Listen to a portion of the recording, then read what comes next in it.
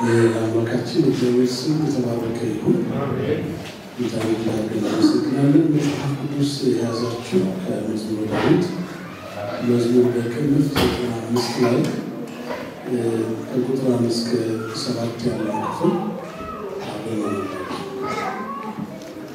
መዝሙረ ዳዊት መዝሙር በቅንፍ 95 ከቁጥር 5 እስከ 7 በጌታ ስም አነባለሁ። እንደዚህ ኑ በእግዚአብሔር ደስ ይበለን፣ ለአምላክ ለመድኃኒታችን እልል እንበል፣ በምስጋና ወደ ፊቱ እንድረስ፣ በዝማሬም ለእርሱ እልል እንበል። እግዚአብሔር ታላቅ አምላክ ነውና በአማልክትም ሁሉ ላይ ታላቅ ንጉሥ ነው። እግዚአብሔር ሕዝቡን አይጥላቸውም፣ የምድር ዳርቻዎችን በእጁ ውስጥ ናቸው። የተራሮች ከፍታዎች የእርሱ ናቸው፣ ባህር የእርሱ ናት፣ እርሱም አደረጋት፣ የብስንም ልጆቹ ሰሩት። ኑ እንስገድ፣ ለእርሱ እንገዛ፣ በእርሱ ባደረገን በእግዚአብሔር ፊት እንበርከክ። እርሱ አምላካችን ነውና እኛ የማሰማሪያው ሕዝብ የእጁ በጎች ነንና። አሜን። አጭር ጸሎት እንጸልይ። የተመሰገነ አምላካችን ስለሰጠን ስለዚህ ጊዜ ተመስገን። ወደ ቤትህ እንድንመጣ ጤናን ስለሰጠን፣ ጊዜን ስለሰጠን፣ ጸጋን ስለሰጠን፣ ስምህን ከሚጠሩ ከወንድሞችና ከእህቶች ጋር አብረን እንድንሆን ስለፈቀድክልን ተመስገን። አቤቱ እንድንሰማህ እርዳን፣ በጌታችን በኢየሱስ ክርስቶስ ስም አሜን።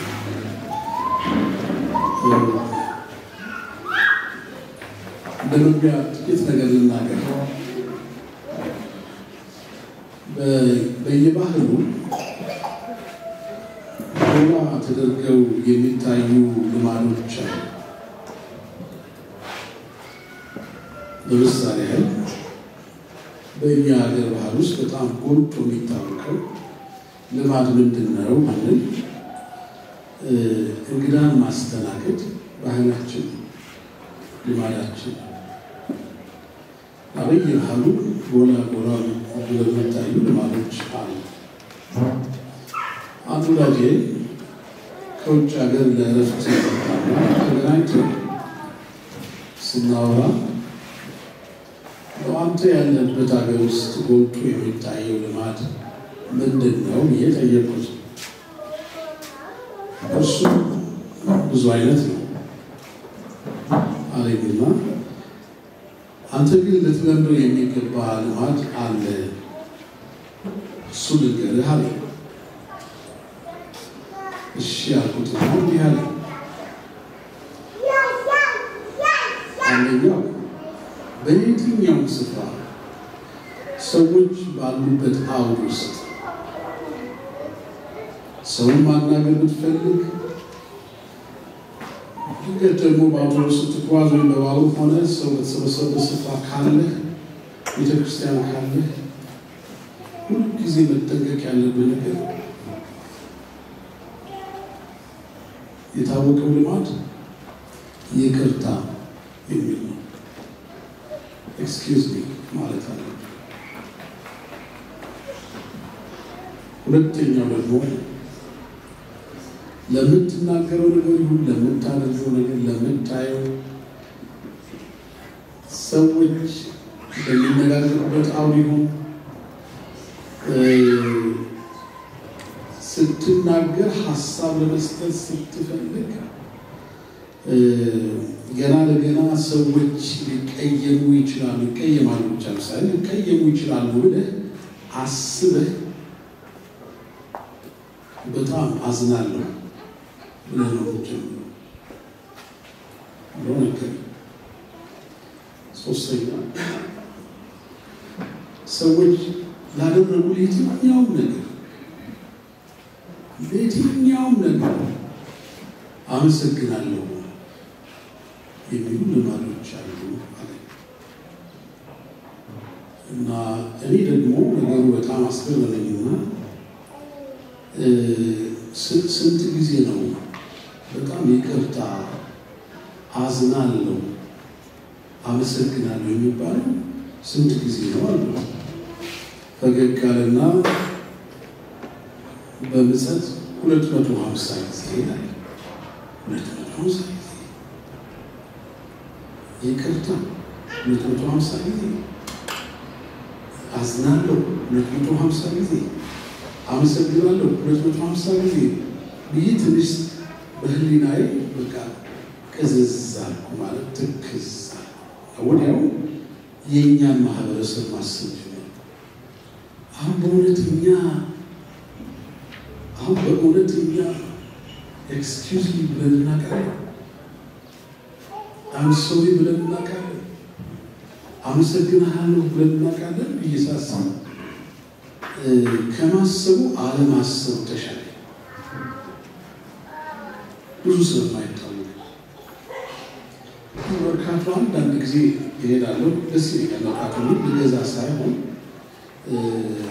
ለማየት ይሄዳለሁ እና ሲሄድ ደስ የሚል ነገር አለ። መርካቶ ውስጥ አቅጣጫ የለም እና እኔ ቀጥ ብዬ ሲል አንዱ መጣና ጋር ያደርገኛል። ዞር በጋሽ ይቅርታ እንኳን ጠይቅ እሱ ይሆናል እሱ ይቅርታ ጠይቅ ከሞኝ ገና ሳስብ በስተግራ በኩል ሌላ ተረጋ ጋሽ ነገር ይገቡ ይለኛል። ኤክስኪውዝ ሚ ያለኝ ሰው የለም። አም ሶሪ ያለኝ ሰው የለም። እኔም መንገድ የከፈትኩለት ሰው ቆም ብሎ አመሰግናለሁ ያለኝ የለም። እና መቼ በሕይወታችን ውስጥ ይሄ የሚሆነው ብዬ ሳስብ ለእናንተ ልተው። ግን የዛሬው ትምህርታችን ከነዚህ ከሶስቱ ጉዳዮች አንደኛው ላይ ነው እናተኩረው። አመስጋኝ ሰው ስለሆነ የምስጋና ሰው ስለሆነ እናነሳለን። ይሄን ሀሳብ ወሰድኩት ከመዝሙር 95 አሁን ካነበብኩላችሁ ክፍል ነው። መዝሙር 95 ከመዝሙር 90 እስከ 106 ያለው ክፍሎች ውስጥ የሚገኝ አንድ መዝሙር ነው። እነዚህ መዝሙሮች የመውጣት መዝሙር ይባላሉ። የአይሁድ ሕዝብ ወደ ኢየሩሳሌም እግዚአብሔርን ለማምለክ ሲወጣ የሚዘምሯቸው ቅኔዎቹ ናቸው እና እነዚህ መዝሙሮች በባህሪያቸው ሶስት ነገር ላይ ያተኩራሉ። አንደኛው የእግዚአብሔር ታላቅነት ላይ መሰረት ያደርጋል። ሁለተኛ የእግዚአብሔር ስራ ላይ ትኩረት ያደርጋል። ሶስተኛ የምስጋና አቅራቢውን ባህሪና ሕይወት ይናገራሉ እና መዝሙር 95 የእሱ አይነት ባህሪ አለ እና እኛም ዛሬ በዚህ ክፍለ ጊዜያችን ሶስት ነገሮች እናያለን። ምስጋና ለምን ይቀርባል? የሚቀርበውስ ለማን ነው? ሁለተኛ የምስጋና ምክንያቶችስ ምንድን ናቸው ብለን መጨረሻ ላይ ከኛ ምን ይጠበቃል ብለን እነዚህ ሶስት ጉዳዮች ላይ እናነሳለን ማለት ነው። እንግዲህ እንደምታውቁት ምስጋና ወሳኝ ነው በሕይወታችን ውስጥ በጣም ወሳኝ ነው። ምን ይጠቅመናል ብለን መጠየቅ አያስፈልገንም። ማመስገን፣ ማድነቅ፣ ማክበር፣ ከፍ ማድረግ፣ የተደረገለትን መረዳት እና ምላሽ መስጠት ነው ምስጋና። ምላሽ መስጠት ሰው እንግዲህ እያደነቀ እያከበረ ከፍ ከፍ እያደረገ የተደረገለትን እያየ ላደረገለት ለዚያ አካል ምላሽ ይሰጣል። የምላሹ አይነት ብዙ ሊሆን ይችላል። ቢያንስ ግን በአንደበቱ በቃሉ አመሰግናለሁ ማለት የተማረ ይማራል ማለት ነው። ስለዚህ ምስጋና የሕይወታችን ክፍል ነው። ከዚህ ከተነሳ ለእግዚአብሔር ምስጋና ይቀርባል። መጽሐፉ ይነግረን ለእግዚአብሔር ምስጋና ይቀርባል የሚል ሀሳብ እና እዚህ ላይ ለመነሻ ክፍል አንድ አድርጌ ያየሁትን ሀሳብ ላንሳውና ምስጋና ለጌታ የሚቀርብበት ምክንያት ምንድን ነው? ለምንድን ነው ለእግዚአብሔር ምስጋና የሚቀርበው? መቼም መጽሐፍ ቅዱስን የምናውቅ ሰዎች ነንና ብዙ ልናነሳ እንችላለን። ብዙ ሀሳቦች ሰው ለእግዚአብሔር ምስጋና የሚያቀርብበት በጣም በርካታ ምክንያቶች አሉ። እኔ ግን በዚህ ክፍለ ጊዜ የሚበቃን 3-4 ነገሮችን ብቻ አነሳለሁ። እነዚህ ብቻ ናቸው ማለት ግን አይደለም። አንደኛው ለእግዚአብሔር ምስጋና የምናቀርብበት ምህረቱ ለዘላለም ስለሆነ ነው። በእኛና በእሱ መካከል ያለው ግንኙነት የተበጀው ድልድይ የተፈጠረው በእሱ ምህረት ስለሆነ እሱ ምህረት ስላደረገልን ነው ስለሱ ማውራት ይቻላል። እና መሐሪ አምላክ ነው፣ ይቅር ባይ አምላክ ነው፣ ምህረቱ ብዙ ነው። እንዲህ አይነት አምላክ ስለሆነ ነው የምናመሰግነው። ሊዋን ጥቅስ ባነሳ በመዝሙር 136 ቁጥር 2 ላይ የአማልክትን አምላክ አመስግኑ ምህረቱ ለዘላለም ነውና፣ የጌቶችን ጌታ አመስግኑ ምህረቱ ለዘላለም ነውና ይለናል። የመዝሙረ ዳዊት የመጨረሻዎቹን 3-4 ምዕራፎች ብትመለከቱ ይኸው ነው ዝማሬያቸው፣ ምህረቱ ለዘላለም ነውና። እግዚአብሔር ስለ ምህረቱ ይመሰገናል። ምህረት አድርጎልኝ ስለሱ መናገር ይቻላል። ምህረት አድርጎልኝ የእሱን ስም መጥራት ይቻላል። ምህረት አድርጎልኝ የእሱ ልጅ ሆን፣ ምህረት አድርጎልኝ የእሱ አገልጋይ ሆን። መስማሩ ያለ ምህረቱ ስለሱ መናገር ስለማይቻል እግዚአብሔር ስለ ምህረቱ ይመሰገን ስለሚገባ። ሁለተኛ ሌላ ሀሳብ እግዚአብሔርን የሚመስለው ስለሌለ እንግዲህ ይህንን ስናስብ ብዙ የመጽሐፍ ውስጥ ጥቅሶችም አሁን ወደ ህይወታችን ይመጣሉ። አንዳንድ ጊዜ የእግዚአብሔርን ትልቅነትና ኃያልነት ለመግለጽ አስበን መነሻ ያጥረናል እና የምንመርጣቸው ቃላቶች አንተ አንደኛ ነህ እንላለን። አንደኛ ብንለው ያው ሁለተኛ ለማለት ስለሚያስመስል አያረካም። ሌላ የለም የሚመስል የለም ተወዳዳሪ የለም እንለዋለን። ለምን ቢባል የሚመስለው ስለሌለ ራሱ መጽሐፍ ቅዱስ ስለዚህ ነገር ይነግረናል። ለምሳሌ ኢሳይያስ 40 ቁጥር 18 ላይ እንዲህ ይላል፣ እንግዲህ እግዚአብሔርን በማን ትመስሉታላችሁ ወይስ በምን ምሳሌ ታስተያዩታላችሁ? የሚስተያይ አምላክ አይደለም ማለት በህልውናው በአቅሙ በችሎታ እግዚአብሔር ከማን ጋር ነው የሚመሳሰል? ከማን ጋር? ኢሳይያስ 46 ቁጥር 5 ይሄን ሐሳብ አንስቶ እግዚአብሔር ራሱ ይላል በማን ትመስሉኛላችሁ? ከማንስ ጋር ታስተካክሉኛላችሁ? እንመሳሰልን ከማን ጋር ታስተያዩኛላችሁ ብሎ እግዚአብሔር ይጠይቃል። እኔ እኮ የሚመስለኝ የለም ማለት ስለሌለ ነው እግዚአብሔር የሚመስለኝ የለም። እናንተ እንኳን ብትፈልጉና ልታነጻጽሩ ብትወዱ መነሻ የላችሁም። እንደው ከማን ጋር ነው ታስተያዩ? ኢዮብ ይሄን አውቆ ኢዮብ 23:13 ላይ እንዲህ ይላል፣ እሱ ግን ብቻውን ነው። ክብር ለእግዚአብሔር ነው። እሱ ግን ብቻውን ነው። እርሱ የሚመስለው ማን ነው? ነፍሱ የወደደችውን ያደርጋል ብቻ። ለዚህ ብቻውን ለሚኖር፣ ብቻውን ለሚገዛ፣ ብቻውን ሁሉ ለሚያደርግ አምላክ ምስጋና ስለሚገባው ነው። ክብር ለእግዚአብሔር ይሁን።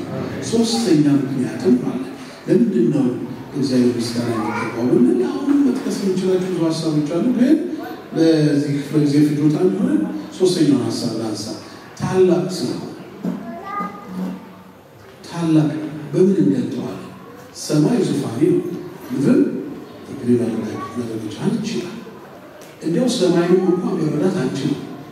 እንኳን ሰማይ ምድርንም በመልክዓ ምድር በቴክኖሎጂ ታግዘ ስፋቷን አየን እንጂ አንዳንድ ጊዜ ምድርንም አናውቃት።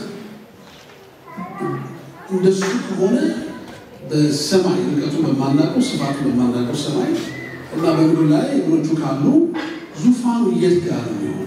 ይህ እግዚአብሔር ትልቅነቱ የቱን ያህል ብለን እንገረማለን። ሌላ ቃል የለንም። ትልቅ በቃ ይኸው ትልቅ ስለሆነ መጽሐፍ ቅዱስ ይላል እግዚአብሔር ትልቅ ነው። በአምላካችን ከተማ በተቀደሰው ተራራ ምስጋናው ምንድነው? ብዙ ነው። ትልቅ ስለሆነ ይመሰገናል። ስለሱ ያሰበው ሁሉ ከማመስገን በቀር ምንም ሌላ ቃል የለም። ወደ ማደሪያ እሱ የሚጠራበት በሱ መቅደስ ደግሞ ሲመጣ ሰው ሁሉ ትልቅ እንደሆነ ስለሚያውቅ የመጀመሪያ እውቅና የሚሰጠው ተመስገን፣ አመሰግንሃለሁ፣ ተባረክ እያለ ነው የሚናገረው። ለምን? ትልቅ ስለሆነ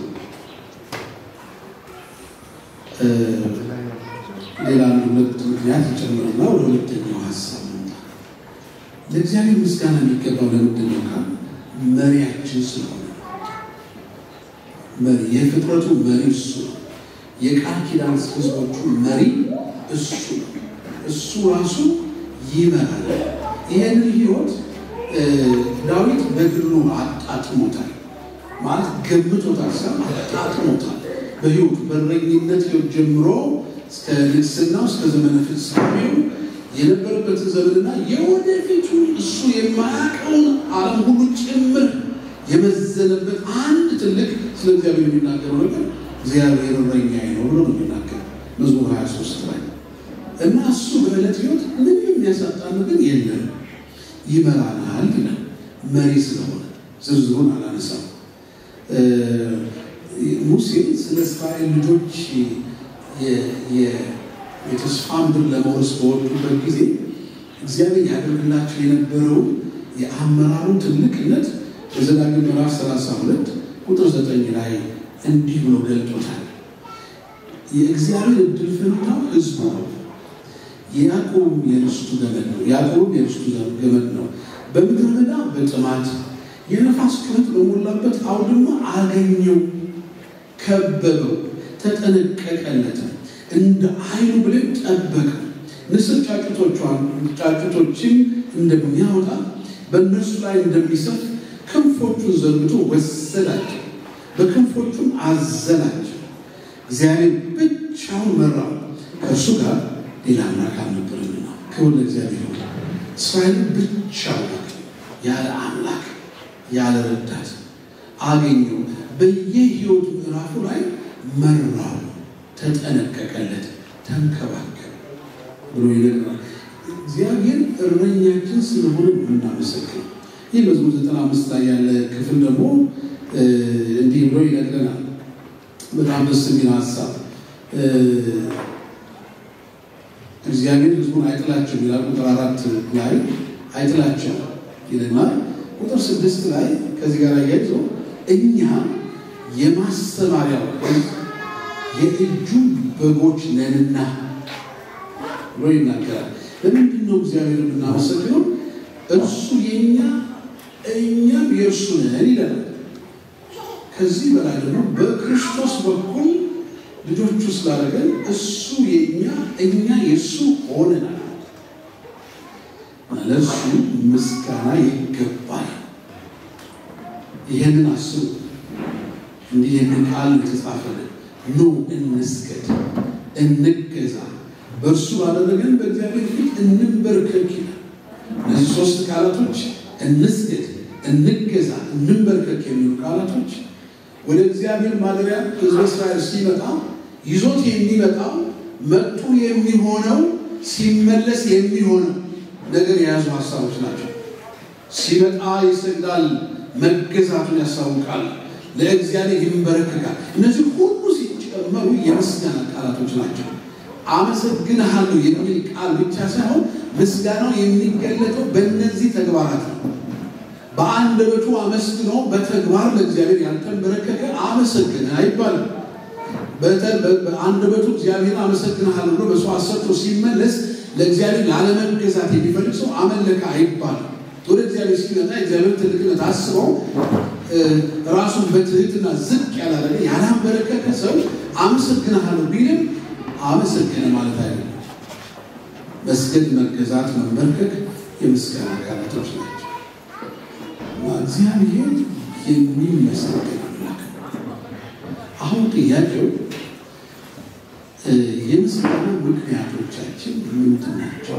እግዚአብሔር ሲመሰገን ምክንያቶቻችን ምንድን ናቸው? በእኛ በኩል እሱ በታላቅነቱ በእረኝነቱ የእኛ በመሆኑ በአዳኝነቱ እሺ እናመስግን።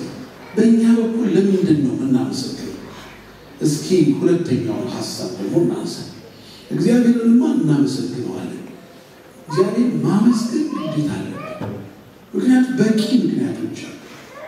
አንደኛው ምክንያት በምስጋና የማዳኑን ኃይል የምናይበት ስለሆነ ምስጋና የእግዚአብሔር የማዳን ኃይል መንገድ ነው።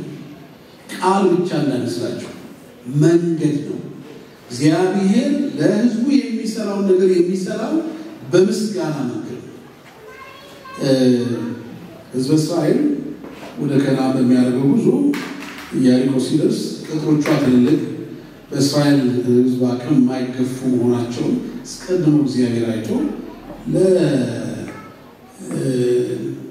ለመሪ ነገረና ምን አለ ለኢያሱ ወደ ኢያሪኮ ስትደርሱ ምንም እንዳታረጉ ልታረጉ አትችሉ ግን የምታረጉት ነገር ይሄ ነው ካህናቱ ታቦቱን ያውጡና ቀንደ መለከት ያዙና ከተማዋን አንድ ጊዜ ዞሮ ይመለሱ ምንም እንዳይናገሩ ይሄንን 7 ቀን ያሉ ምንም እንዳይናገሩ በሰባተኛው ቀን ግን 7 ጊዜ ይዙሩ ምንም አይናገሩ በሰባተኛው ቀን በሰባተኛው መለከት እየተነፋ ያለ የኢያሪኮ ግንብ ሆነ ወደቀ እስራኤል ሕዝብ መለከት አነሳ ማለት እግዚአብሔር አመሰገነ ማለት ነው እና የእግዚአብሔርን ማዳን የሚያይበት መንገድ ሆኖ እናገኘዋለን ዳዊት የኢያሪኮ ማለት ኢያሱ ምዕራፍ 6 ላይ እናገኛለን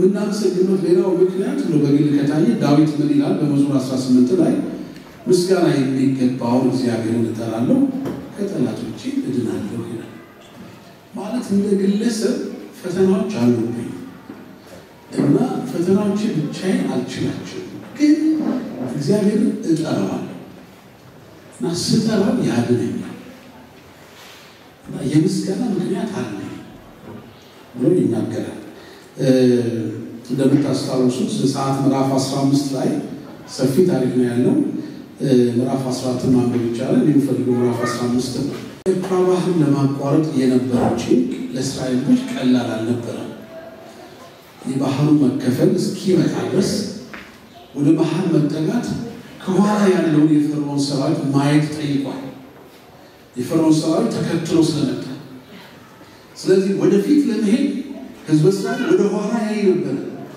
መሄድ የተገባው ወደፊት ነው ግን ፈተናው የኋለኛው ነው መሄድ ሲፈልግ የኋላውን እያየ ነው የሚቸገር እና አንዶቹ ምነው እዚያው ግብፅን ሽንኩርት በሞትን ብለው ያማረሩበት ጊዜ ነበረ እግዚአብሔር ደረሰና አሻገራቸው እና ዘጸአት 15 ላይ እንዲህ ተብሎ ተጽፏል በዚያ ጊዜ ሙሴና እስራኤል ልጆች ይህንን መዝሙር ለእግዚአብሔር ዘመሩ ይላል እንዲህ ብለው ተናገሩ በክብር ከፍ ከፍ ብሏልና ለእግዚአብሔር እዘምራለሁ ፈረሱንና ፈረሰኛውን በባህር ጣለ ጉልበቴ ዝማሬ እግዚአብሔር ነው መድኃኒቴም ሆነልኝ ይህ አምላኬ ነው አመሰግነዋለሁ የአባቴ አምላክ ነው ከፍ አደርገዋለሁ የፈርዖን ሰረገሎች ሰራዊቱን በባህር ጣላቸው የተመረጡት ሶስተኞቹ በኤርትራ ባህር ሰጠሙ እና ይሄ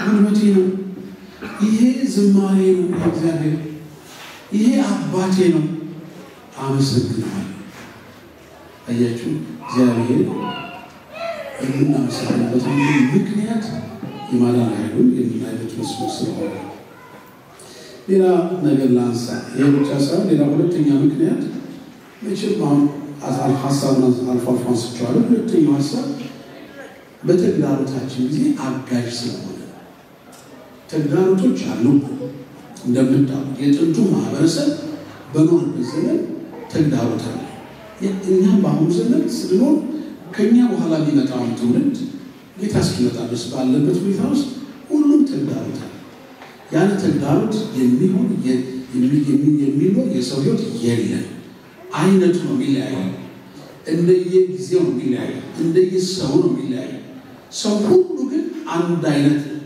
በምድሪ በመልክ አይደለም በቁመት አይደለም በሀብት አይደለም በባህሉ አይደለም ሰው ሁሉ አንድ ነው ሁሉም ተግዳሮት አለበት ተግዳሮት የሌለበት ሰው ዳዊት ተግዳሮት የነበረበት ሰው እንደ ንጉስ ህዝብ እንደሚመራ ሰው እና ንግስናው ብቻ ሳይሆን ንግስናው እንዳለ ሆኖ መንፈሳዊነቱ ከእግዚአብሔር ጋር ያለው ህብረት ለሱ ብዙ ተግዳሮት ስላለ ያ መስመር እንዳይነካበት ይጠነቀቅ ነበርና በተግዳሮቶች ውስጥ እንዲህ ብሎ ዘምሯል መዝሙር 34 ከቁጥር 1 ጀምሮ እስከ 5 ባለው ክፍል ውስጥ እንዲህ ይላል ዳዊት በተግዳሮት ውስጥ እግዚአብሔር እንዴት አጋዥ እንደሆነ ሲናገር እግዚአብሔር ሁል ጊዜ ባርከዋል ነው። ሁል ጊዜ ተግዳሮት እያለ ሁል ጊዜ ባርከዋል። ምስጋናው መቼ ዘወትር አሁን ነፍሴ በእግዚአብሔር ትከብራለች። ገሮችም ሰምተው ደስ ይላቸዋል። እግዚአብሔርን ከኔ ጋር ታላቅ አድርጉት፣ በአንድነት ስሙን ከፍ ከፍ እናድርግ። ለምን እግዚአብሔርን ፈለጉት፣ መለሰልኝ፣ ከመከራዬ ሁሉ አዳነኝ። ወደ እርሱ ቅረቡ ያበራላችኋል፣ ፊታችሁ ምን አይሆንም አያፍርም። ተመልከቱ፣ እባርከዋለሁ፣ ሁልጊዜ አመሰግነዋለሁ፣ ሁልጊዜ እግዚአብሔርን ከኔ ጋር ታላቅ አድርጉት። ምክንያት አለኝ። ለምን እግዚአብሔርን ፈለግኩት እና መለሰልኝ። የጸሎት ምክንያቱን አይነግረንም፣ ግን የፈለገበት ተግዳሮት እንደነበረው ያመለክታል። ተግዳሮት በገጠመ ጊዜ ፈለግኩት እና ጸለይኩ እና እግዚአብሔር መለሰልኝ። እንዴት ደስ ይላል! በተግዳሮት ጊዜ አጋዥ ስለሆነ እግዚአብሔር እንድናመሰግነው ምክንያት ይኖረናል ማለት ነው። ልክ እንደዚሁ በመዝሙር 73 ላይ አሳፍ የተባለ ዘማሪ የመዘምራን መሪ የሆነ ሰው በመቅደስ እያገለገለ ሌሎቹ እየመራ ስለ እግዚአብሔር ትልቅነት መዝሙሮችን እየደረሰ ሳለ መዝሙር 73 እንደሚናገረው አንድ ወቅት ላይ የሆነ ችግር ገጥሞታል። ለካ ሲያየው እግዚአብሔርን የማይፈሩ ሰዎች፣ በእግዚአብሔር መንገድ የሌሉ ሰዎች፣ ደፋር ሰዎች፣ ኃጢአት ገንዘባቸው ያደረጉ ሰዎች በኑሮ የለመለሙ በክብር ከፍ እያሉ ጤንነታቸው ተጠብቆ ችግር ሳያገኛቸው ሲኖሩ አየ። በጻድቃን መካከል ግን እነሱ አይደለም እና አንድ ጥያቄ ነበረው። እንዲህ ብሎ ይጀምራል። ልባቸው ለቀና ለእስራኤል እግዚአብሔር እንዴት ቸር ነው ይላል። መጀመሪያ ላይ ከልቡ ለማለት ፈልጎ እንደሆነ አይመስለኝም። ምክንያቱም ቀጥሎ ያሉ ቃላቶች የኔ ልብ ግን ይላል፣ የኔ አለማመድ ግን ሊወድቅ ትንሽ ቀረ፣ የኃጢአተኞችን መንገድ ኖሯች ይልና የኑሮ ፈተና እንደነበረበት ያሳያል። የኑሮ ፈተና እና በኑሮ ስንፈተን አንዱ መውጫ ምስጋና። የኑሮ ፈተና አለ፣ እያየን እንፈተናለን፣ እየኖርን እየሰራን እንፈተናለን፣ ብቻችን ሆነን እንፈተናለን፣ ከሰዎች ጋር ሆነን እንፈተናለን። ዘርፈ ብዙ ነው የፈተናው አይነት። ግን ፈተናዎቻችን ሁሉ መውጫ አላቸው። ለምን? በምስጋና ይህ ከፈተና የምንወጣበት መንገድ እንዳለ ከእኛ በፊት የቀደሙ ሰዎች ነግረውናል። አሳፍ እንደዚህ ይለናል መዝሙር 73 ቁጥር 28 ላይ በችግር ውስጥ እንዳለ ይላል፣ ለእኔ ግን ወደ እግዚአብሔር መቅረብ ይሻለኛል፣ መታመኛዬ እግዚአብሔር ነው። በጽዮን ልጅ በሮች ምስጋናን ሁሉ እናገር ዘንድ። ተመልከቱ ይህን ዝማሬ። ለእኔ ግን ከነ ችግሬ ከነ ፈተናዬ ወደ እግዚአብሔር መቅረብ ይሻለኛል። ደግሞ ታመንበታል። ይሻለኛል ብዬ ብቻ አይደለም፣ ታምኜዋለሁ ብቻ አብዬ አይደለም። ሲመልስልኝ ምስጋናውን በአደባባዮቹ ስለምናገር ማመስገን ስለምፈልግ ለእኔ ከነ ችግሬ ከነ ፈተናዬ የመውጫ መንገድ የሆነው እግዚአብሔር ማመስገን ነው እና ታምነዋለሁ እና ቀርበዋለሁ ብሎ ይናገራል። ሌላው ለምንድን ነው እግዚአብሔርን የምናመሰግንበት ምክንያት? ብዙ ምክንያት አለ። ግን አንዱ ደስ ያለኝ ከዚህ ክፍል ያገኘሁት እግዚአብሔር ሕዝቡን አይጥልም የሚል ተስፋ ስላለ ስለማይጥለን እናመሰግናለን። መዝሙር 94 ላይ ይህም ሀሳብ አለ። 94:14 ላይ እግዚአብሔር ሕዝቡን አይጥልም ርስቱን አይተውም ይለናል። ይሄ አንድ ትልቅ ተስፋ ነው። 95 ላይ ቁጥር 4 ላይ የምናየው ይሄን እግዚአብሔር አይጥልም የሚለውን ሀሳብ እናገኛለን። በሰቆቃ ኤርምያስ ያው አልቃሻው ነቢይ አንስቶ ከሚተክዝባቸው ጉዳዮች አንዱ እንደው ኢየሩሳሌም እንደው ይሁዳ በጨካኝ ባቢሎን እግዚአብሔር በማያውቅ መንግስት ተጉዞ ክብሩን አጥቶ እንዴት ይሆናል ብሎ ከእግዚአብሔር ጋር የሚጸልይ ሰው እሱ ራሱ ተጉዞ ባቢሎን ሄደ ነቢይ ነው። ግን እዚያ የለቅሶ ዘመን ውስጥ ሆኖ ከጸለየው ጸሎት አንዱ ለምስጋና ካነሳቸው ሐሳቦች አንዱ የሚል ነው። ሰቆቃወ ኤርምያስ ምዕራፍ 3:31 ላይ ጌታ ለዘላለም አይጥልምና ቢያሳዝንም እንደ ምሕረቱ ብዛት ይራራልና የሰው ልጆች ከልቡ አያስጨንቅም አያሳዝንም። በምድር የተጋዙትን ሁሉ ከእግሩ በታች ይረግጣቸው ዘንድ የሰውን ፍርድ በልዑል ፊት ይመልስ ዘንድ የሰውን ፍርድ ያጣምም ዘንድ ጌታ እሺ አይልም። የተጎዳ ቀጥሎ እንዲጎዳ፣ የተበደለ ቀጥሎ እንዲበደል እግዚአብሔር ዝም አይልም። የምስጋና ምክንያት አለ። እግዚአብሔር የምናመሰግንበት በርካታ ምክንያት አለ ማለት ነው። ይህ ከሆነ ኑ እንስገድ፣ ለእርሱ እንገዛ፣ በእርሱ ባደረግን በእግዚአብሔር ፊት እንንበርከክ የሚለው ግብዣ ወደ እግዚአብሔር ቤተ መቅደስ የመውጣት እግዚአብሔርን ለማምለክ ጊዜ የሚነገር ነገር ከሆነ ግብዣው ትልቅ ነው ማለት ነው። ኑ እንገዛ፣ ኑ እንስገድ፣ ኑ እንንበርከክ ማለት ኑ አመስጋኝ እንሆን ማለት ነው። ኑ ተቀባይ ብቻ ነው። መተን ከእግዚአብሔር ተቀብለን ብቻ እንሂድ፣ መተን ሰጥተን እንሂድ፣ አመስግነነው እንሂድ። ኑ በፊቱ ተገዝተንለት እንሂድ። ገዣችን አንተ ነህ ብለን አውጀንለት እንሂድ የሚለውን ሐሳብ ይነግረናል። መጨረሻውን ሐሳብ ላንሳና በዚሁ ልቋጭ። አያ እንደዚህ ከሆነ ከኛ ከህዝቡ ምን ይጠበቃል? ጥቂት ነገር ላንሳ። አንደኛው ከኛ የሚጠበቀው እርሱ ማምለክ ነው።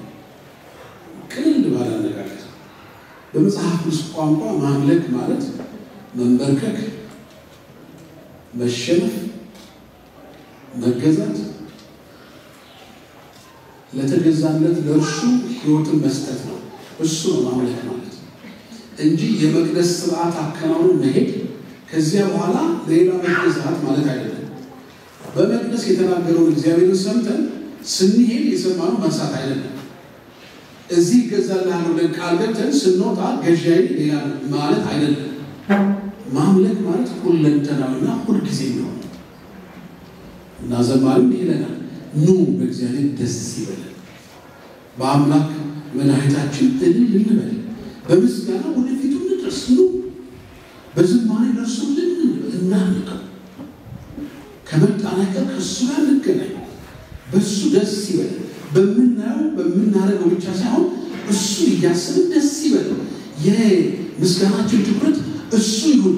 ወደ ቤቱ መጥተናል፣ በቤቱ ያለውን ስርዓቱን ሳይሆን የቤቱን ባለቤት እሱን ከእሱ ጋር እንገናኝ፣ በእሱ ደስ ይበለን። እንዲያው ወደ ቤቱ ስንሄድ፣ ወደ መቅደሱ ስንሄድ ማንን ነው የምንሰማው? ማንን ነው የምናየው ስንል እኛ የምንሰማው እግዚአብሔር ነው። እኛ ማየት የምንፈልገው እግዚአብሔር ነው። መነጋገር የምንፈልገው ከእግዚአብሔር ጋር ነው። ሌላው አያደናግረን። ሌላው የምንሰጠውን እንድንሰጥ አግባብ ያሳየን ይሆናል። ስርዓቱን ያሳየን ይሆናል። አገልጋዮችን ይናርጉ ሊሆን ይችሉ ይሆናል። ግን የእኛ ትኩረት በዚህ ሁሉ ስርዓት መንገድ ሄደን ስርዓቱን ፈጽመን መመለስ ሳይሆን እኛ በእግዚአብሔር ደስ እንዲለን ነው የምንፈልገው። እዚህ ኑ ደስ ይበለን በቤቱ ምንና እሱን እናምልክ። ተገኝተን ሳናመልከው እንዳንሄድ፣ ተገኝተን አቴንዳንስ ሞልተን እንዳንሄድ፣ የሚታዘቡ ሰዎች እንዳይታዘቡ የምንችለው ዋጋ መክፈል መንፈሳዊነት አይደለም። በቤቱ የቤቱ ባለቤት ጋር ተገናኝቶ መሄድ ነው እውነተኛ ነው። በቤቱ የቤቱ ባለቤት የሚፈልገውን አድርጎ መሄድ ነው። ስለዚህ ምን እናድርግ? ከኛ ምን ይጠበቃል? አምልኩት፣ አመስግኑት። ቅድም እንዳነበብኩት መዝሙር በቅንፍ 95:6 ላይ ደጋግሜ ያነበብኩት ለዚህ ነው። ኑ እንስገድ፣ ለእርሱ እንገዛ፣ እርሱ ባደረገው በእግዚአብሔር ፊት እንንበርከክ ብለዋልና ከኛ የሚጠበቀው ተገዥነት ነው፣ አገልጋይነት ነው። ለእሱ እንገዛ፣ የሚገዛ ያለ ብለን አናውስና እናውጅ። እኔ ህይወቴ ገዢ አለው፣ እኔ የባለስልጣን ልጅ ነኝ፣ የባለስልጣን አገልጋይ ነኝ፣ የኔ ባለስልጣን ታላቁ እግዚአብሔር ነው እና እዚህም እሱ ነው የምገዛው። ስወጣም እኔ የምገዛለት ባለስልጣን አለኝ በሉ። ኑ እንምጣና መገዛታችንን እናሳይ፣ የተገዛን ሰዎች መሆናችንን እናሳይ። ይፋ ጥሪ ያለ ወደ ማደሪያው ከሄድን፣ ወደ መቅደሱ ከሄድን፣ እንድናመልከው ከሰጠን፣ ወደ ኢየሩሳሌም ካቀና ኑ ገዣችን እግዚአብሔር ነው እያልን እንሂድ። ሌላ አይገዛንም ብለን እያወጅን እንሂድ፣ እየዘመርን እንሂድ። ስንገኝም ለእሱ መገዛታችንን በመንበርከካችን እናሳይ። ሌላ ሳይጎተጉተን ሳይነዘንዘን ይሄን አድርጉ ሳይለን እኛ ስንመጣ ገዢው ያለ ብለን ለእሱ መጠን እንበረከካለን። ገዢ እያለ ሌላ ወሬ አናወራም። ገዢ እያለ ባለስልጣን እያለ የጎንዮሽ አናወራም። ሌላ ሀሳብ አናስብም። ገዢው በቤቱ ባለበት ቦታ ስንገናኝ ቤቱ ስንገባ ቀዳሚ ኃላፊነታችን እሱ እያዩ ለእሱ የመጀመሪያ መገዛት ማሳየት ነው። ኑ ይሄን እናድርግ። ሁለተኛ ሶስተኛ ከኛ የሚጠበቀው ምንድን ነው ካል ሁልጊዜ ማመስገን። የአዲስ ኪዳን ጸሐፊዎች ይህን ነግረውናል። ኤፌሶን ምዕራፍ 5 ላይ እንደተወደዱ ልጆች እግዚአብሔር የምታመልኩ ሁኑ ይለናል። ምዕራፍ 5 ቁጥር 1 እና 2 ወደ መሀል ላይ ወደ መጨረሻ ወደ ምዕራፉ መሀል ላይ ደግሞ ቀኖቹ ክፉ ናቸው እና እንዴት እንደምትመላለሱ አስቡ በሚል ማሳሰቢያ የተወሰኑ ነገሮች እግዚአብሔርን ፈቃድ ፈልጉ፣ መንፈስን ስሙ፣ አዳምጡ ይልና እዚያ ውስጥ አንድ የሚጨምራት ነገር አለች። አመስግኑ ይላል። በቀን ክፉ በዘመን ክፉ ከኛ የሚጠበቀው አመስጋኝነት አንዱ መሆኑን ይነግራል። ግን ከበድ ይላል። ምንድን ነው የሚለው? ሁልጊዜ አመስግኑ። ቀኑ ክፉ ከሆነ ኑሮ ክፉ ነው ማለት የኑሮ ስርዓቱ ክፉ ነው የሚለው። የኑሮ ስርዓቱ ክፉ ከሆነ ክፋቱ የሚገለጠው በሰዎች ነው። የሰዎች ጉዳይ ደግሞ ክፉ ከሆነ የሚጎዳው አብሮነታችን ነው። አብሮነቱ እየከፋ ከሄደ ከእርስ በርስ የምናገኘው ነገር ሁሉ እየከፋ ይሄዳል፣ እየተወሳሰበ ነው የሚሄደው። ስለዚህ አስጨናቂ ነው የሚሆነው። ስትኖሩ ግን እያመሰግናችሁ ነው። መቼ ሁልጊዜ ስለምን ነው? ስለ ሁሉ ኤፌሶን 5 ላይ ስለ ሁሉ አመስግኑ። በክፉ ዘመን አመስጋኝ መሆን ነው ይሻላል ይለናል።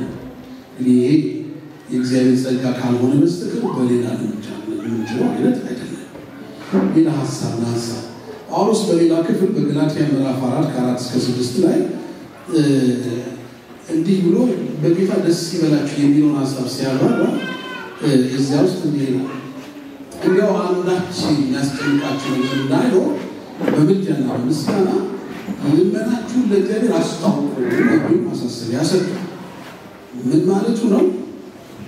በኃጢአተኛ ዓለም ስለምንኖር ራሳችንም ኃጢአተኛ ስለሆን ምድራዊ ሕይወታችን ሁልጊዜም የሙላት የስኬት ሊሆን ስለማይችል የልመና የማጣት የመጉደል የመፍራት የማዘን ሁኔታ ስላለ፣ የብቸኝነት ሁኔታ ስላለ፣ የአጋዥ ፍለጋ ስሜት ስላለ፣ ሚረዳ ማግኘት መቋጠን ስላለ፣ መጸለይ ስላለ ሕይወታችሁ ሰላማዊ አይሆንም።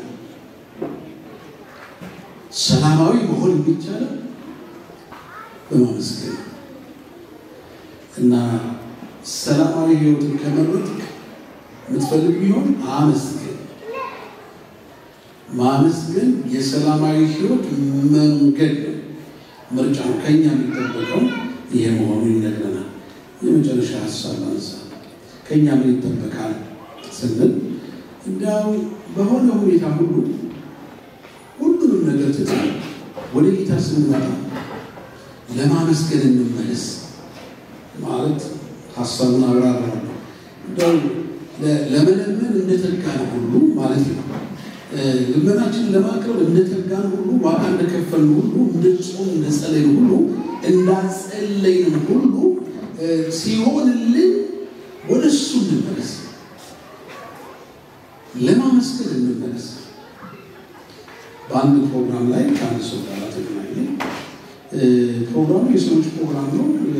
በዚያ ፕሮግራም የካፈራዊ ማላሰቡ እንደሄድኩት እዚያ የሚያገለግለው አገልጋይ በጊዜው በሱ እግዚአብሔር ጠቀመኝ ማለት ነው እና ጥሩ ደስታ እና ከተወሰኑ ዓመታት በኋላ ከዚህ ሰው ጋር ተገናኘንና ጠፋህ እኮ አለ እየመለስኩ ሰላም ነው እያለ ነው የመሰለኝ። ያችን ጊዜ ረሳሃት እንዲህ አለኝ። እንዴት ይተረሳል? ጊዜ እኮ ነው ይታወቃል። እንግዲህ በእኛ በኩል ስላለፈ አትርሳን እንጂ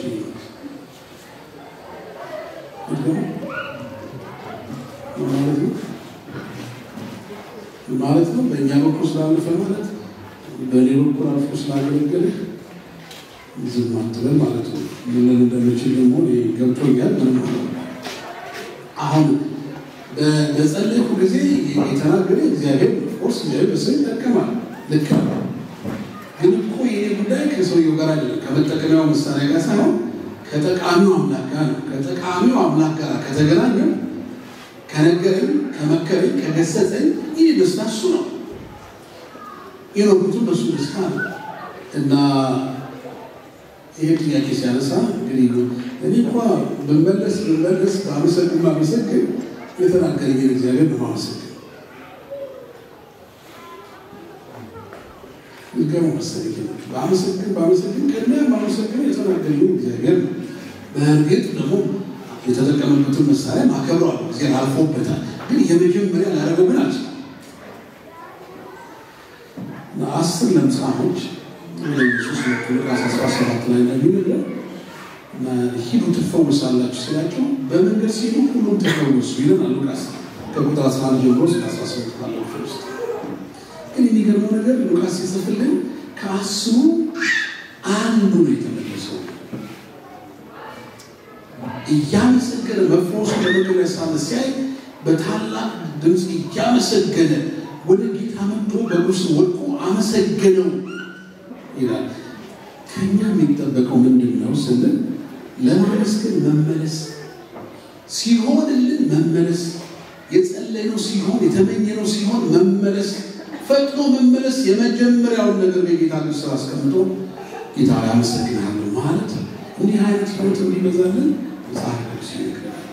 የመጨረሻ ሀሳብ ሁለተኛ ጢሞቴዎስ ምዕራፍ 3 ላይ ሐዋርያው ጳውሎስ ስለ መጨረሻው ዘመን ሲናገር እንደነ ማቴዎስ እንደነ ሉቃስ ብዙ የመጨረሻው ዘመን ላይ ጦርነት፣ ረሃብ፣ መናወጥ፣ የሰማይ አካላት መውደቅ፣ ጨለማ መሆን የሚል ነገር አይጽፍም። ጳውሎስ አልጻፈም።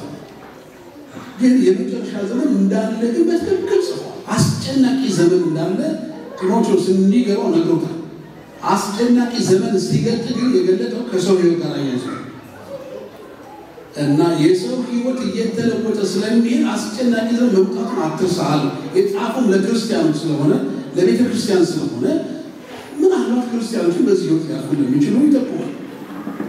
እና ምንድነው የሚለው በመጨረሻው ቀን የሚመጣው እንደሚመጣ ይሄንን ወቅ ሰዎች ራሳቸውን የሚወዱ ይሆናሉ፣ ገንዘብን የሚወዱ ተድላን የሚወዱ ብሎ ይገልጣል። እንዲህ አይነት ሰዎች ባሉበት መኖር አስጨናቂ ነው። ኑሮ ያስጨንቃል። ራሱን የሚወድ ሰው ጋር ምቾት የሚፈልግ ሰው ጋር የእናንተን የማይፈልግ የራሱን ብቻ የሚፈልግ ለሌላው መኖር የማይፈልግ የራሱን ተድላ ብቻ የሚፈልግ ከሆነ አብሮ መኖር አስቸጋሪ ነው። የዘመን ጨለማ ማለት እሱ ነው። ክፉ ዘመን ማለት እሱ ነው። መጨረሻ ዘመን ማለት እሱ ነው። ከዚህ በፊት አልነበሩ ነበሩ። ወደ ጌታ መጣሰመጣት ወደ ጌታ መገለጽ ስንመጣ ግን እየጨመረ እንደሚሄድ ይሄንን መንፈስ ቅዱስ በግልጽ ይናገራል ነው የሚለው ጳውሎስ። እና የእነዚህ አይነት ሰዎች አንዱ አስከፊ የሆነ ገጽታ ሲናገር ጳውሎስ ይላል ትምክህተኞች፣ ትዕቢተኞች፣ ተሳዳቢዎች፣ ለወላጆቻቸው የማይታዘዙ ይልና የማያመሰግኑ ተመልከቱ። የማያመሰግኑ እነዚህ ሁሉ ቃላቶች የግንኙነት የሪሌሽንሽፕ ቃላቶች ናቸው። አብሮ ሲቆም ሰው አመስጋኝ መሆን ካቃተ አብዛኛው ሰው የማያመሰግን ከሆነ ጳውሎስ የሚጽፈው በዚህ ላይ ትኩረት እንድናደርግ ነው። አንተ ከሚያመሰግኑት ወገን ሁን ማለት ነው። ሌሎች አያመስግኑ፣ አንተ ግን ከሚያመሰግኑት ወገን ሁን፣ አመስጋኝ ሁን። ሌሎች አያመሰግኑና አንተም አላመሰግንም አትበል። ሌሎች አያመስግኑ፣ አንተ ግን አመስግን። ሰው ቢሆን አመስግን፣ እግዚአብሔር ቢሆን አመስግን። ግን የመጨረሻ ዘመን አመስጋኝ እንዳትሆን ነው የሚከለክል። አንተ ግን አመስጋኝ ከሚያመሰግኑት ወገን ሁን። መጪው ዓመት አዲሱ ዓመት አዲስ ጊዜ አናውቅም። ከሌሎቹ ቀናት የተለየ የሚሆነው ምናልባት ባለፈው ዓመት የነበረው ሁኔታ በአዲሱ ዓመት ላይ ነው ስለሚችል ካቻለ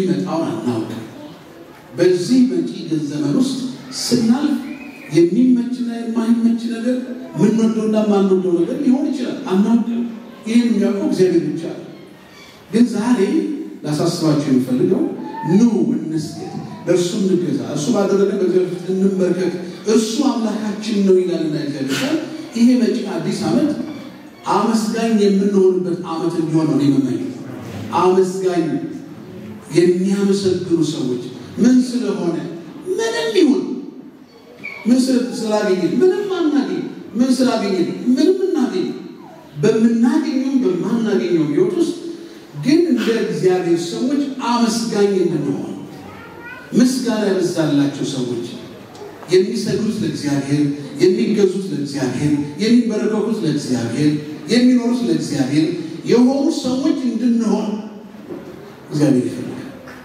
ለዚህ ጌታ ሆይ መጪውን አዲስ ዓመት ስንቀበለው ብለን ቃል እንድንገባ ፈልጋለሁ ለአንተ ሰግዳለሁ ለአንተ እገዛለሁ ለአንተ እበረከካለሁ ብቻዬን ነው ከሰዎች ጋር ነው ስራ ላይ ነው ዝናናት ላይ ነው ቤተክርስቲያን ልምጣ ቤተክርስቲያን ስራ ልምጣ ያለሁበት ቦታ ሆኜ ግን የህይወቴ አቋም ኑ እንስገድ ስለሚል ለአንተ ብቻ ሰግዳለሁ እዚህ ላንተ ሰግጄ ሶጣ ምሰግድለት ሌላ ሊኖረኝ አልፈልግም እዚህ ላንተ ተንበርክኬ ሶጣ መንበረከክለት ሌላ ሊኖር አልፈልግም